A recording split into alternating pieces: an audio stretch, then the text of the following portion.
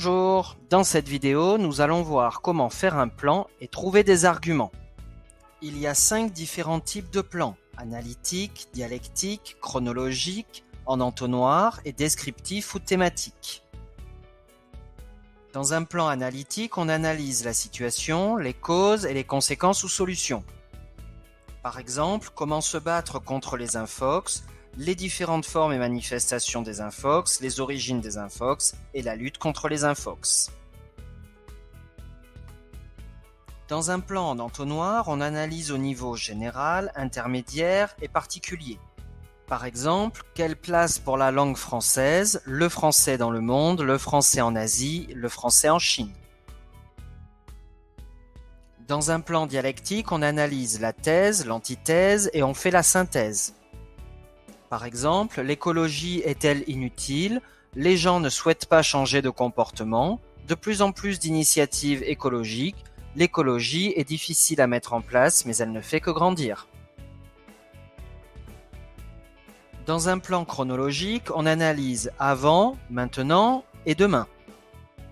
Par exemple, le congé paternité jusqu'à la fin du XXe siècle, le congé paternité dans certains pays aujourd'hui, les tendances et évolutions possibles du congé paternité. Dans un plan descriptif ou thématique, on analyse par facette, facette 1, facette 2, facette 3, etc.